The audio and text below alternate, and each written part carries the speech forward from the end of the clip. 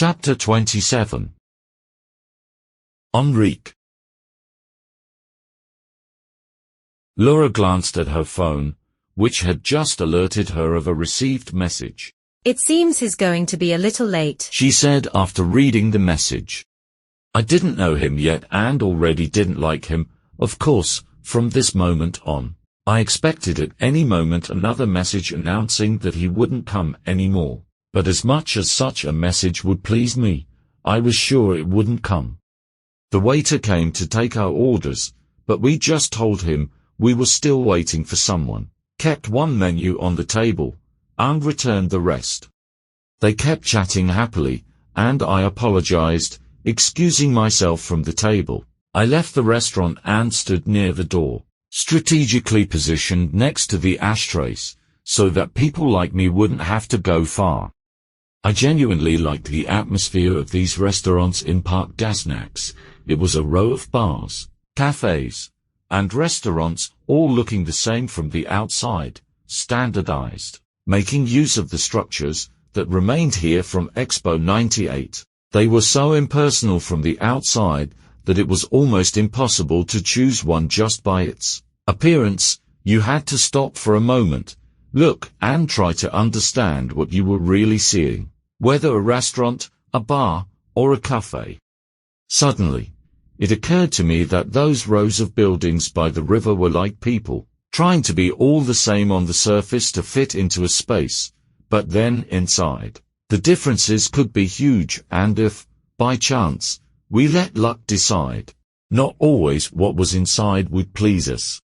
I was lost in these profound thoughts when a guy arrived at the restaurant's door, phone in hand, talking, almost shouting, as if speaking louder helped the person on the other side understand what was being said. Sometimes, it would be better to just hang up and shout. You'd always save the cost of communication. No, darling, there's no point in waiting for me. I just came to eat something quickly, and I'll be working late until who knows what time.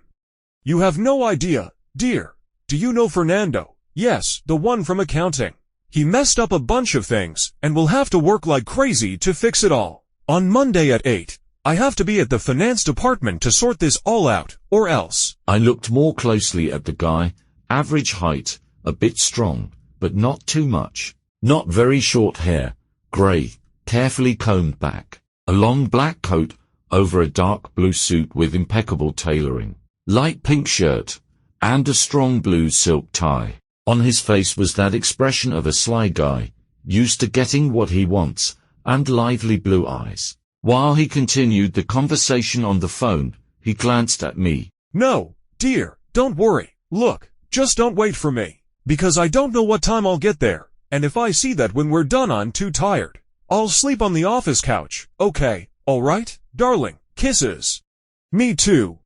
Alright, ciao. And he hung up. He looked at me as he shoved his phone in his pocket, and I took another long drag of my cigarette. He shrugged as if to say, "What can you do?" and smiled at me. I think he looked at me as another guy, and he must have thought to himself, "Haven't we all been here before?" I felt completely indifferent to him. Still, I managed to smile. What would it cost me? He went on and entered the restaurant. I stayed to finish my cigarette, while taking the last puffs. I thought about the Fernandos of the world who, poor things, always mess something up. But this one was even worse. He messed everything up on a Saturday. Fernando should be ashamed, and with this thought, I crushed the cigarette against the metal plate, making 1 or 2 sparks fly, and went back into the restaurant. And if I was already displeased, but relatively in good spirits, I saw the figure sitting at my table, and I stopped being so, in the end. The poor Fernando is called Laura, and he's not an accountant. Strange curiosity. As soon as I got to the table, Laura hurried. Miguel, I'm glad you're here. Look, this is Enrique. Enrique, this is Miguel. We shook hands in a solid greeting, more from him than from me. He shook my hands and looked at me, as if he had to assert himself, like a male marking territory. And I, although I remained serious, almost laughed because of this attitude.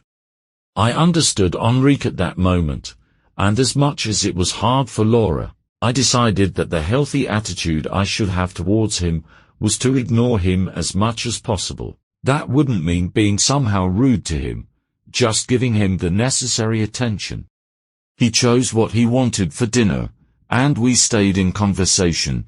Well, they did, as I relegated myself more to the role of an observer until the food arrived. And while the three talked about nothing and everything, I drifted away from there. By this point, I didn't even know what I was doing there. Suddenly, out of nowhere, came my cue to forcibly enter the conversation. So, Laura told me you're a famous writer. I looked at him, still semi-absent, and forced myself to reply.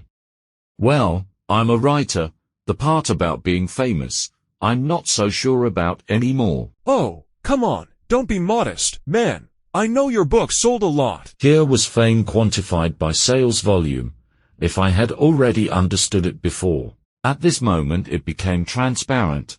Success was measured by the ability to make money. Everything else was inconsequential to him. They sold some, yes, maybe there was something interesting in them. Lilith looked at me in a reproachful tone. It was only a split second, a crossing of glances, but she said everything in that moment. Still, I didn't change a word of what I said. Well, for them to sell like that, they must have had. Henrique replied to my comment, not realizing or not caring about the ironic tone with which I had said that sentence. This annoyed me even more and made me want to be more incisive throughout the rest of the dinner. The conversations were superficial, and I kept myself apart as much as possible. I only responded to one thing or another when asked, and even then I made an effort to ensure that my answers didn't lead to more questions or encourage further engagement from me. Basically, this dinner was a difficult obligation to fulfill. At dinner end, Henrique suggested we go to the bar where I had met Laura, an idea that was enthusiastically embraced by her and Lilith. I just took a deep breath. I didn't feel like going. I wanted to keep to myself, but I knew that would make Laura sad. I ended up going with them. Laura followed with Henrique, and Lilith came with me. We got into the car and Lilith, without saying a word, looked at me with a mischievous smile. Jealousy? She finally asked me. No, not at all. I just don't like him. Why? Well, because he perfectly represents the people I've been trying to avoid in recent years. He's fake at the restaurant's entrance. He was on the phone making up some lame excuse to someone. I assume to his wife. But that's not even what bothers me. It's the whole package. There's something about him that I can't quite explain and doesn't sit right. And wouldn't that have to do with the fact that you slept with Laura? No, I don't think so. But it has to do with the fact that he means something to her. What do you mean? Well, the truth is, if he wasn't Laura's boyfriend, you might give him a pass. You think she's not doing well with him, so there are no discounts. You want to protect her. This was absolutely obvious. My discomfort with him had to do with this, for sure. Well, when you put it like that, you might be right. I know I'm right. You like Laura, don't you? I do, not like I like you, but I feel a great affinity with her, and I don't even know why. Lilith burst out laughing. I know, my dear. I feel that affinity too. But do me a favor, don't make Laura sad, okay? I smiled. I can't promise, but I'll try. Try then.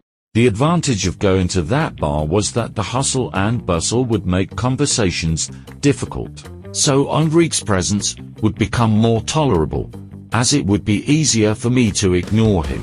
By the time we arrived, the bar was still practically empty. We sat at a table for four, with Henrique in front of me, Lilith to my right, and Laura to my left. We ordered drinks. I stuck to my whiskey and ordered sparkling water to mix to taste. Henrique copied me. They ordered more elaborate drinks. The two of them talked about everything and anything, and Henrique joined in their conversation. I paid attention to the music and the atmosphere. As time went by, the bar filled up, becoming livelier and noisier, and I had more and more excuse to become progressively absent. Suddenly, the girls got up from the table. Excuse us, but we need to touch up our makeup. And they went, leaving us alone. I tried to maintain my absence, but I realized it would be almost impossible with just the two of us at the table. Facing each other, I immediately noticed that his posture changed as soon as they moved away. He quickly tried to observe our surroundings, and then waited for an opportunity to strike up a conversation with me. I realized there was no turning back, and I finally gave him some attention, which he promptly took advantage of. I'd really like to know why girls have to go to the bathroom in pairs. To talk behind someone's back in the meantime, I replied, disinterestedly. He laughed loudly. Do you really think so? It's the only explanation, I replied, taking a sip. There was a little more silence. Well, this is, he said, pointing around to the crowd. This is what? Well, this is good. Very good, don't you see? There's a lot of prime material here, he said, meaning the women around. I didn't like the comment at all. This guy was absolutely straightforward, basic. I was bored sitting at the same table with him. Yeah, I haven't been paying much attention to that. I get it, man, with a girl like yours. I didn't reply, but he didn't even notice. This thing about being a famous writer must be something else, huh? How so? Come on, are you going to tell me it's easy to pick up a girl like yours? Young, a monument, like a magazine cover. I bet she's all goo-goo-eye over the writer. Huh, you must have girls like her by the dozen. And if until now I had been tolerating him, suddenly I no longer wanted to. Excuse me for a moment, I announced as I got up and headed to the bathroom. On the way, I crossed paths with them. Laura went on, Lilith stopped. Did you leave Henrique alone at the table? I saw Laura had already moved away. The guy is unbearable. You're being rude. Maybe, but I'm not young anymore, and I don't have the patience to deal with guys like him. Lilith gave me a reproachful look, but I didn't care. I headed to the bathroom. While there, I realized that I definitely didn't want to be there.